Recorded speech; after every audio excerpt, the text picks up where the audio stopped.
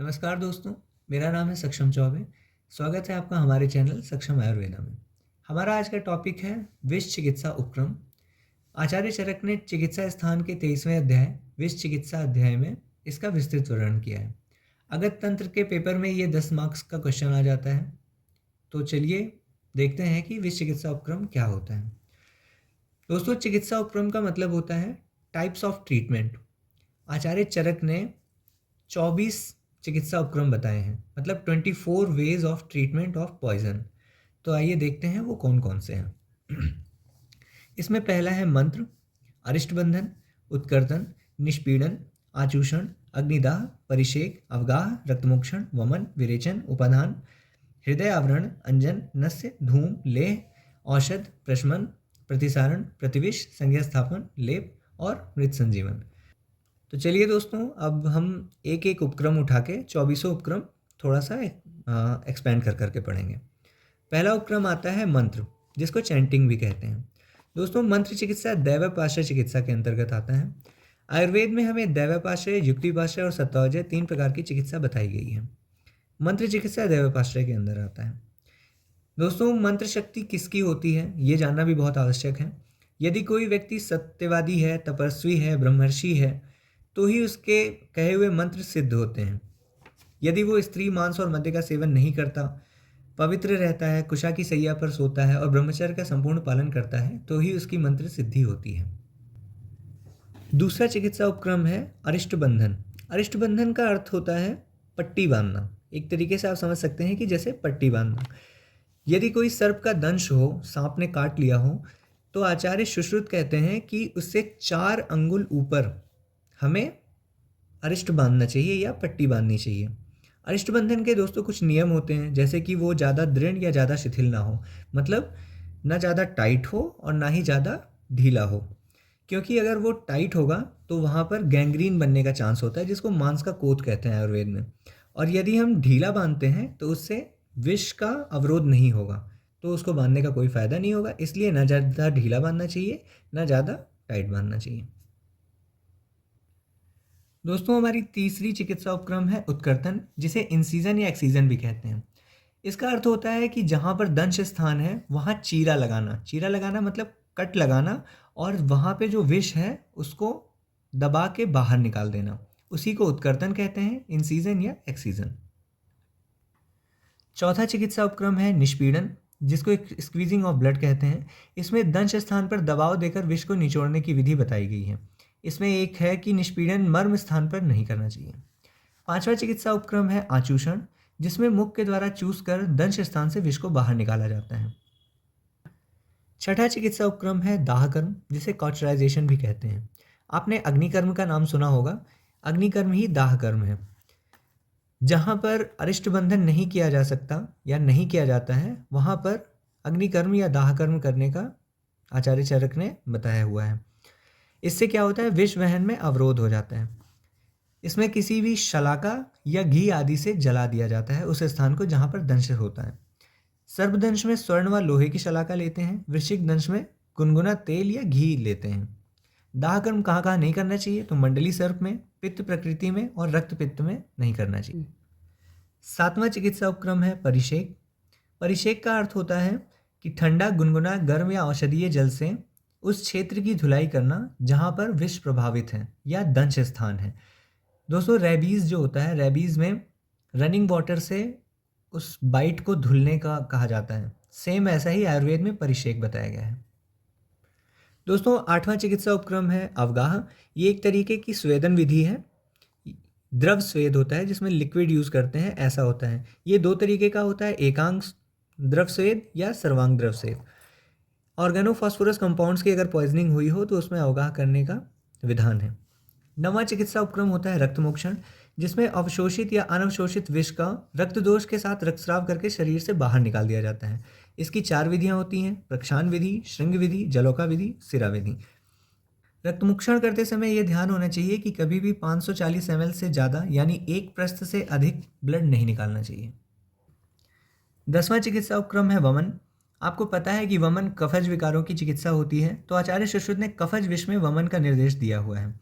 सद्य वमन acute poisoning में यूज़ किया जाता है। 11वें चिकित्सा उपक्रम में आचार्य चरक ने विरेचन का विधान बताया है। यदि विष पक्वाशयगत हो गया है तो उसमें सद्य विरेचन करके विष को बाहर निकाल देना चाहिए। 12वां चिकित्सा उपक्रम है उपदान विधि। उपदान विधि में जब संक्रमण मस्तिष्क में पहुंच जाता है तब मस्तिष्क पर औषध रखकर विष को रोकना चाहिए। उपदान विधि में सिर पर कौवे के पैर के आकार का व्रण बनाते हैं, उसके ऊपर सा रक्त माने रक्त के साथ ताजा मांस रखा जाता है। इसे ध्यान रहे कि जब दंश स्थान शरीर के अधोभाग में हो यानी लोअर एक्सट्रीमिटी में हो तो उपदान मस्तिष्क पर करना चाहिए, और जब दंश स्थान ऊर्ध्वभाग यानी अपर एक्सट्रीमिटी में हो तो उपदान पाद में करना चाहिए। इसके इंडिकेशंस क्या हैं? तो शिराशूल, भ्रम विभ्रम, पित्त विभ्रम में ये किया जाता है। 13वां चिकित्सा उपक्रम है हृदय आवरण। विष से हृदय हार्ट की रक्षा करने के लिए जो औषधि उपचार किया जाता है उसे ही हृदय आवरण कहा जाता है। इसमें पान के लिए कुछ द्रव्य बताए हैं चरक जी ने, जिसमें मधु, गोघृत, मज्जा, दुग्ध, स्वर्णगैरिक आदि आते हैं। आचार्य सुश्रुत ने अजय घृत और अमृत घृत का विधान बताया है।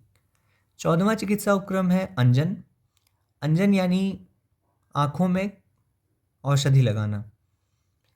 इसका विधान कब होता है? जब पलकों में सूजन हो या निद्रा से पीड़ित हो या अक्षि विवर्ण व मलिन हो, नाना प्रकार के वर्ण देखता हो। यदि विष का प्रसार ऊर्ध्वगत रंगों में है या वाष्प की विषाक्तता में है, स्थावर विष के थर्ड वेग में, ध्यान रहे कि अंजन की मात्रा हमेशा 1 मास ली जाती है। 15वां चिकित्सा उपक्रम है नस्य। जब विषाक्तता से उत्पन्न नासा, अक्षि, जिह्वा, कंठ व्याधि हो जाए, ऐसे में नस्य का विधान बताया गया है। इसको कब कब करना चाहिए? तो वाष्प की विषाक्तता हो या स्थावर विष का तीसरा वेग हो, दर्विकार या राजीमान के तीसरे वेग में, मंडली के 7वें वेग में या लूता विष में। ध्यान रहे कि नस्य की मात्रा हमेशा 2 मास ली जाती है। 16वां चिकित्सा उपक्रम है लेह। लेह में ध्यान रहे कि जब दंश स्थान शरीर के अधोभाग में हो यानी लोअर एक्सट्रीमिटी में हो तो उपदान मस्तिष्क पर करना चाहिए, और जब दंश स्थान ऊर्ध्वभाग यानी अपर एक्सट्रीमिटी में हो तो उपदान पाद में करना चाहिए। इसके इंडिकेशंस क्या हैं? तो शिराशूल, भ्रम विभ्रम, पित्त विभ्रम में ये किया जाता है। 13वां चिकित्सा उपक्रम है हृदय आवरण।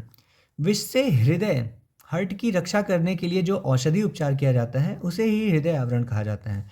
इसमें पान के लिए कुछ द्रव्य बताए हैं चरक जी ने, जिसमें मधु, गोघृत, मज्जा, दुग्ध, स्वर्णगैरिक आदि आते हैं।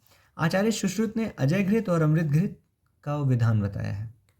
14वां चिकित्सा उपक्रम है अंजन। अंजन यानी आँखों में औषधि लगाना। इसका विधान कब होता है? जब पलकों में सूजन हो या निद्रा से पीड़ित हो या अक्षि विवर्ण व मलिन हो, नाना प्रकार के वर्ण देखता हो। यदि विष का प्रसार ऊर्ध्वगत रंगों में है या वाष्प की विषाक्तता में है, स्थावर विष के थर्ड वेग में, ध्यान रहे कि अंजन की मात्रा हमेशा 1 मास ली जाती है। 15वां चिकित्सा उपक्रम है नस्य। जब विषाक्तता से उत्पन्न नासा, अक्षि, जिह्वा, कंठ व्याधि हो जाए, ऐसे में नस्य का विधान बताया गया है। इसको कब कब करना चाहिए? तो वाष्प की विषाक्तता हो या स्थावर विष का तीसरा वेग हो, दर्विकार या राजीमान के तीसरे वेग में, मंडली के 7वें वेग में या लूता विष में। ध्यान रहे कि नस्य की मात्रा हमेशा 2 मास ली जाती है। 16वां चिकित्सा उपक्रम है लेह। लेहन का अर्थ होता है चाटना। चाट कर खाने वाले पदार्थ जैसे कि मूषिका विष हो तो कपित्थ स्वरस या गोमय स्वरस चटाने के लिए आचार्य सुश्रुत ने कहा है। 17वां चिकित्सा उपक्रम होता है धूमपान। धुएं के पान से बंद स्रोत खुल जाते हैं जिससे विषाक्तता का नाश होता है। वृश्चिक दंश में धूम का विधान बताया है आचार्य। 18वां चिकित्सा उपक्रम है औषध। औषध के अंदर औषधीय द्रव्य आते हैं, जैसे कि आचार्य सुश्रुत ने अजय घृत और अमृत सर्पी का बताया है। इन्हें अगध योग कहा जाता है। इसके बाद 19वां चिकित्सा उपक्रम आता है प्रशमन, जिसमें सप्रेशन किया जाता है। रक्त मोक्षण करने के बाद विभिन्न प्रकार के लेप या शीतवीर औषधि लगाए जाते हैं जो प्रशमन के अंतर्गत आते हैं। 20वां चिकित्सा उपक्रम है प्रतिसारण, जिसमें फाइन या कोर्स पाउडर शरीर पर रगड़ा जाता है, इसी को प्रतिसारण कहते हैं। उदाहरण के लिए शुंठी, मरीच, पिपली, हरिद्रा, पंचलवण, इसका प्रतिसारण करने से रुका हुआ रक्त बहने लगता है। 21वां चिकित्सा उपक्रम है प्रतिविष, जिसको एंटीडोट भी कहते हैं। This is a unique concept of Ayurveda in which the plant poison counteract the animal poison and animal poison counteract the plant poison. इसमें हम स्थावर विष में जांगम विष देते हैं और जांगम विष में स्थावर विष देते हैं। 22वां चिकित्सा उपक्रम है संज्ञा स्थापन, जिसमें हम अनकॉन्शियस पेशेंट को वापस से कॉन्शियस करते हैं। संज्ञा नष्ट होने के कारण क्या होते हैं? आंखें बाहर आ गई हों, ग्रीवा लटक गई हो, तो तीक्ष्ण प्रधमन चूर्णों द्वारा शिरोविरेचन करना चाहिए। इससे वो पेशेंट वापस से कॉन्शियस हो जाता है, उसका संज्ञा स्थापन हो जाता है। उपक्रम है लेप, जिसमें हम एप्लीकेशन करते हैं मेडिकेटेड पेस्ट का, रिससिटेशन भी कहते हैं। इसमें विषाक्तता या अन्य कारणों से यदि रोगी मृत हो गया हो तो उसे औषधियों द्वारा दोबारा जीवित करने का विधान बताया गया है। कुछ मृत संजीवन अगध हैं, जैसे कि लाक्षा, प्रियंगु, पृथ्विका, हरेणु, शिंगीद्वय, नलद, यष्टिक।